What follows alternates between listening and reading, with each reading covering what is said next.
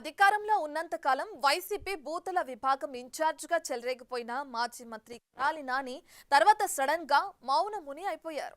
YCP మొదటిసారి ప్రతిపక్షంలో ఉన్నప్పుడు కూడా ఇష్టానుసారంగా నోరు పారేసుకుని అధికారంలో ఉన్నప్పుడు ఎప్పుడు పడితే అప్పుడు ప్రెస్ మీట్లు పెట్టి చెలరేగిపోయిన ఆ గడ్డం బ్యాచ్ లీడర్ కి పవర్తో పాటు తన ఎమ్మెల్యే పదవి కూడా పోయేసరికి తత్వం బోధపడినట్లు కనిపిస్తుంది. ఇంతకాలానికి జ్ఞానోదయం అయినట్లు అప్పుడప్పుడు అజ్ఞాతాన్ని వీడుతూ పద్ధతిగా మాట్లాడుతుండడం అందరినీ ఆశ్చర్యపరుస్తోంది.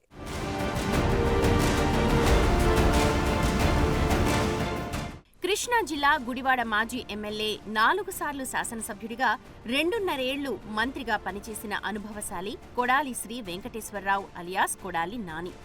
జూనియర్ ఎన్టీఆర్ రికమెండేషన్తో టీడీపీ అధినేత చంద్రబాబు పంచకు చేరి 2 సార్లు ఎమ్మెల్యేగా గెలిచినప్పుడు ఆయన కాస్తో కూస్తో పద్ధతిగానే రాజకీయం చేశారు.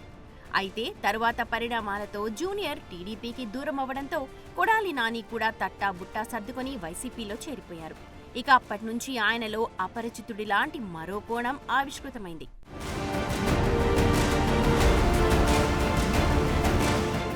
గుడివాడ నుంచి 2014 ఎన్నికల్లో 3వసారి నాని గెలిచినప్పుడు కూటమి ప్రభుత్వం ఏర్పాటు చేసింది.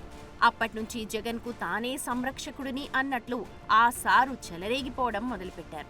ప్రతిపక్షంలో ఉండి కూడా టీడీపీ అధిష్టానాన్ని తన బూతులతో టార్గెట్ చేయటం మొదలుపెట్టారు. చంద్రబాబు నాయుడు కులం గురించి కూడా నోటికొచ్చినట్లు మాట్లాడారు. అయితే అప్పుడు రాజకీయ పరిస్థితులు ఇప్పటిలాగా లేవు. రాష్ట్రాభివృద్ధిపైనే దృష్టి పెట్టిన చంద్రబాబు అప్పట్లో కొడాలి నానిలా అవాకులు చవాకులు పేలిన వారిని పట్టించుకోలేదు.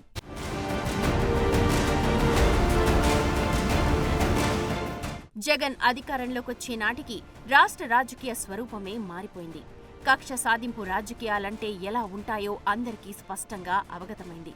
జగన్ అండ చూసుకుని అప్పట్లో 2.5 ఏళ్లు మంత్రిగా పనిచేసిన కొడాలి నాని ఇంకా చెలరేగిపోయారు. జగన్ పాలనపై నానికి ఎంత నమ్మకం అంటే చంద్రబాబు కుప్పంలో ఖచ్చితంగా ఓడిపోతారని, కుప్పంలో మళ్లీ CBN గెలిస్తే ఆయన బూట్లు తుడుస్తూ ఊడిగం చేస్తారని పెద్ద మంగమ్మ శపథమే చేశారు.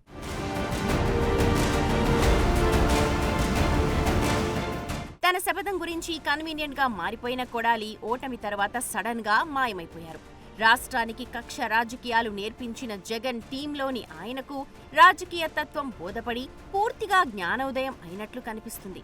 అధికారంలో ఉన్నంతకాలం అప్పటి ప్రతిపక్ష నేత చంద్రబాబు, ఆయన కుమారుడు నారా లోకేష్, జనసేన అధినేత పవన్ కళ్యాణ్లపై అనుచిత భాషతో ఇష్టారీతిగా రెచ్చిపోయి పచ్చి బూతులతో విరుచుకుపడిన కొడాలి నాని ఓటమి తర్వాత నోరెత్తడమే గగనం అన్నట్లుగా మారిపోయింది.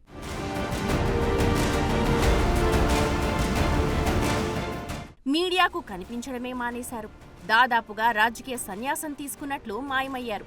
ఓటమి తర్వాత ఇన్ని నెలల్లో 3-4 సందర్భాల్లో, అది కూడా పార్టీ ఆదేశాలతో తప్పక బయటకొచ్చినట్లు కనిపించిన ఆయన తన సహజ శైలికి భిన్నంగా పొడి మాటలతోనే మాట్లాడి వెళ్లిపోయారు. ఆ క్రమంలో జగన్ విజయవాడ జిల్లా జైల్లో రిమాండ్ ఖైదీగా ఉన్న వల్లభనేని వంశీని పరామర్శించడానికి వచ్చినప్పుడు కొడాలి నాని ఆయన వెంటే ఉన్నారు.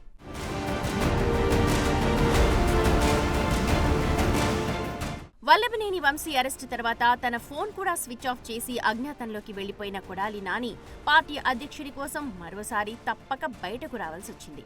అయితే జైల్లో ఉన్న ప్రియమిత్రుడు వల్లభనేని వంశీని పరామర్శించడానికి నానిని అధికారులు అనుమతించలేదు. జగన్ జైల్లోపలికి వెళ్లినప్పుడు బయట తిరుగుతున్న నాని బిగ్ టీవీతో ఎక్స్క్లూజివ్ గా మాట్లాడిన మాటలు తెగ వైరల్ అవుతున్నాయి. ఏమైపోవటమేంటమ్మా, మీ ఇల్లు ఎక్కడో చూస్తే రోజు వచ్చి కనపడే నీకు కాదమ్మా, రాధాకృష్ణకి నీకు బిఆర్ నాయుడు గారికి మీ పేర్లు చూస్తే మనం వచ్చి కనపడి వెళ్తారు రోజు. అంతకుముందు చాలా యాక్టివ్ గా ఉండేవాళ్ళు, బాగా మాట్లాడేవాళ్ళు. గవర్నమెంట్ లో ఉన్న యాక్టివ్ ఇప్పుడు ఏం చేయాలి? భయపడుతున్నారా ఇప్పుడు? దేనికి? గవర్నమెంట్ లో లేనందుకు మాట్లాడితే ఏమైనా అరెస్టులు చేస్తారేమో అని. కాదమ్మా, నీ ఉద్యోగం పీకేసిన కూడా యాక్టివ్గా ఉంటావు, మైక్ పట్టు తిరుగుతావా? ఇప్పుడు నీ ఉద్యోగం పీకేశారు అనుకో, మైక్ అట్టు తిరుగుతావా? మా ఉద్యోగం పీకేశారు కదా, ఇప్పుడు ఏం చేయము యాక్టివ్గా. అరెస్ట్ ఎలా చూస్తారు? అరెస్ట్ లాగానే చూస్తున్నామ్మా.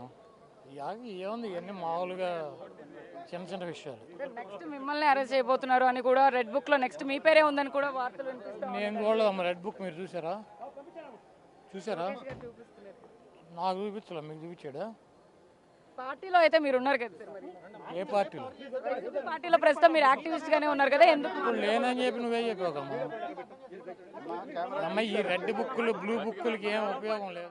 ఓడిపోయిన తర్వాత కనపడ్డమే మానేశారేంటి అని అడిగితే విచిత్రంగా సమాధానం చెప్పారు. జనం తన ఉద్యోగం ఊడగొట్టేశారని, నోరెత్తద్దని ఓటు ద్వారా గట్టి వార్నింగ్ ఇచ్చారని చెప్పకనే చెప్పారు. అందుకే మాట్లాడడం లేదని చెప్పారు. అంతే తప్ప అరెస్టులకు భయపడనని, 3 కాదు 30 కేసులు పెట్టుకున్నా లెక్క చేయనని మేకపోతు గాంభీర్యం ప్రదర్శించారు. జగన్ రావడంతో బయటకొచ్చిన నాని మరీ బాగోదని ఆ మాత్రం డాబు ప్రదర్శించారంటున్నారు.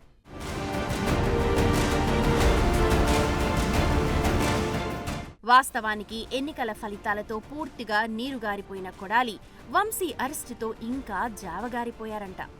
ఏ క్షణంలో కటకటాలు లెక్కించాల్సి వస్తుందోనని భయపడుతున్నారని ఆయన సన్నిహితులే చెబుతున్నారు. అందుకే వంశీ అరెస్టు తర్వాత ఫోన్ కూడా స్విచ్ ఆఫ్ చేసి అజ్ఞాతంలోకి వెళ్లిపోయారంట. మొత్తం మీద జగన్ అండ చూసుకుని బూతులతో రెచ్చిపోయిన తనను జనం చీకొట్టారని, అందుకే ఉద్యోగం లేకుండా చేశారని కొడాలి నాని అంగీకరించారు. ఇకపై జగన్ చెప్పినా ఆయన తెలుగుదేశం కూటమి సర్కార్పై విమర్శించే సాహసం చేసే పరిస్థితి ఇసుమంతైనా లేదని ఆయన అనుచరులే అంటున్నారంట. గుడివాడతో పాటు రాష్ట్రంలో కొత్త రాజకీయానికి తెరలేపిన ఆయన ఇప్పుడు ఆ మాత్రం టెన్షన్ పట్టంలో తప్పులేదులే అన్న టాక్ వినిపిస్తోంది.